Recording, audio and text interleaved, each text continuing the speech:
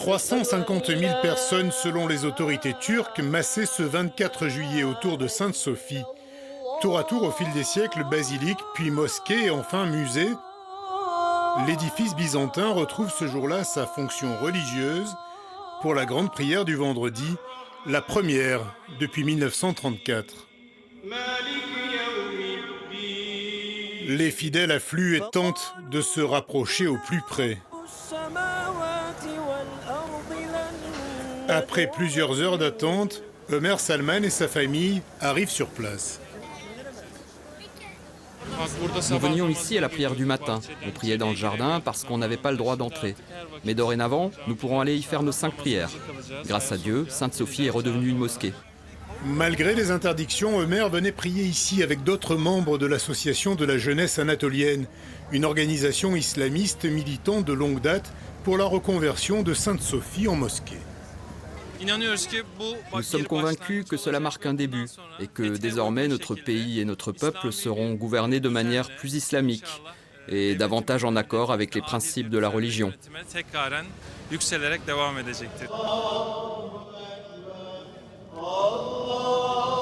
Certains fidèles arrivent de très loin. Muhsin Öztürk vit à Stuttgart en Allemagne depuis 20 ans. Il a anticipé ses vacances d'une semaine pour être là le jour J. C'est vraiment un jour très spécial. On en parlait entre nous tout à l'heure, en se disant que c'était comme une deuxième conquête d'Istanbul. Et nous avons la chance d'être là, de vivre ce moment.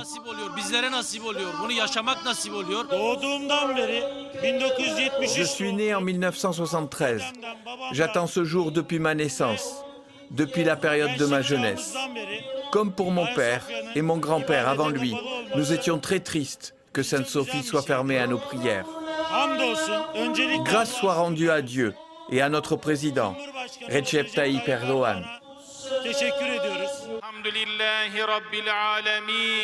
Car bien sûr, derrière l'arrêt du Conseil d'État annulant la décision de Kemal Atatürk de transformer la mosquée en musée en 1934,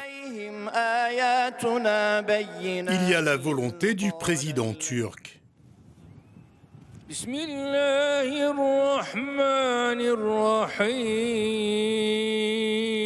Recep Tayyip Erdoğan, vedette de la grande prière et ardent défenseur du projet. La transformation de Sainte-Sophie en mosquée est notre droit le plus strict, au même titre que notre drapeau, notre capitale, notre appel à la prière, notre langue, nos frontières, nos 81 provinces.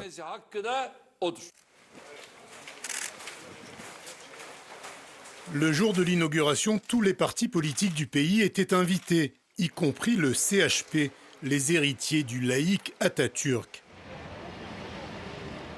Seul le pro-kurde HDP a été snobé.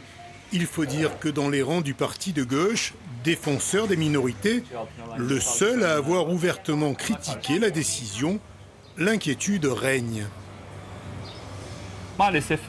C'est malheureusement une décision historique très importante qui montre que le pouvoir de Recep Tayyip Erdoğan a fait une croix sur le rêve d'une Turquie plurielle et porte une idéologie islamiste. Une Turquie où seule la majorité a voix au chapitre et où les autres, les minorités, et notamment les minorités chrétiennes, sont ignorées.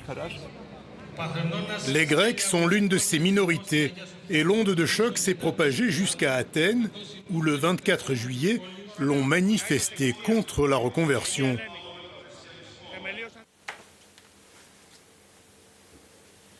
Mihail Vasiliadis est l'un des 2000 Grecs d'Istanbul.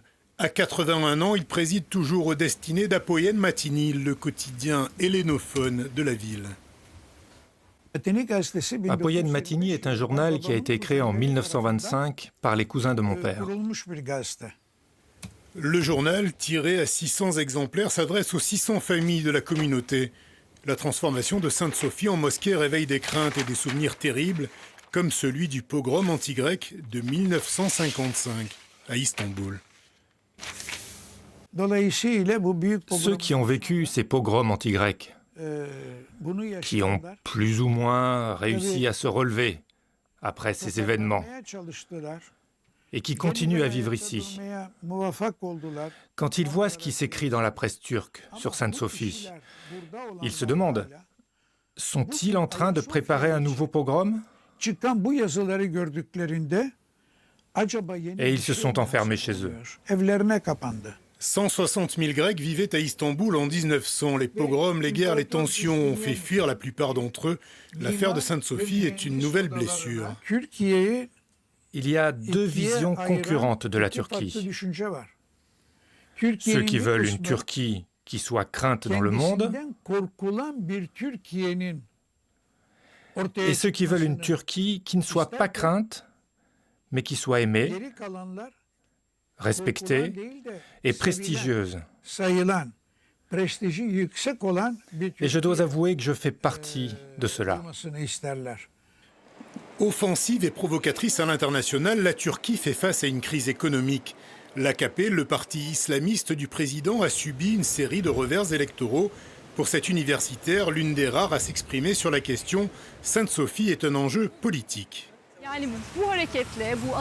Avec cette décision, l'AKP fait un appel au rassemblement des nationalistes et des islamistes autour du souvenir de l'Empire ottoman et de l'unité islamique. Par ce biais, il espère renforcer sa base électorale et se lancer dans ce qu'il appelle une nouvelle résurrection du pays. Sainte-Sophie, l'un des plus beaux monuments de la chrétienté, chef-d'œuvre de l'architecture de tous les temps. Construite au VIe siècle, la basilique est convertie en mosquée à la prise de Constantinople en 1453, puis en musée en 1934 par Atatürk. Elle accueille depuis des visiteurs de renom. Le général de Gaulle s'intéresse à l'ornementation intérieure de la basilique devenue mosquée, puis actuellement musée, avec ses 107 colonnes et ses magnifiques mosaïques dorées. Et aussi des foules d'anonymes du monde entier. L'année dernière, 3 millions de touristes sont passés par Sainte-Sophie pour admirer ses coupoles, ses ornements musulmans ou ses mosaïques orthodoxes. Aujourd'hui, pendant les prières, des tentures recouvrent les symboles chrétiens. Mais en dehors des offices religieux, le bâtiment sera ouvert à tous. Il restera sans aucun doute le monument le plus visité d'Istanbul, quand après la crise du Covid, les touristes seront de retour. Pour le moment, Erkut Yabeyli et Barış Atay, deux guides touristiques, n'ont plus guère de clients. Autour d'un thé, sur la place presque déserte, ils évoquent l'avenir. On aura peut-être un avantage. Comme ce sera ouvert la nuit pour les prières... On pourra aussi faire des visites la nuit. Oui, alors que normalement, l'été, les guichets fermés à 19h. Ils estiment qu'à l'image de la mosquée bleue, toute proche, la grande mosquée Sainte-Sophie attirera toujours les visiteurs. Moi, je n'attends pas un impact important au point de vue visiteur, nombre de visiteurs.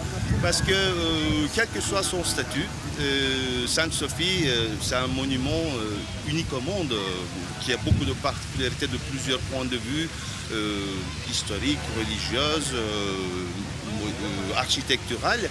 Et elle va toujours rester comme patrimoine mondial, parce qu'elle a des racines très importantes dans beaucoup de cultures. 5 fois par jour, Sainte-Sophie accueille les prières. Ce sera aussi le cas pour une autre église d'Istanbul au destin similaire. Saint-Sauveur Inkora, connu pour ses magnifiques fresques, a été converti en mosquée par le président Erdogan le 21 août dernier.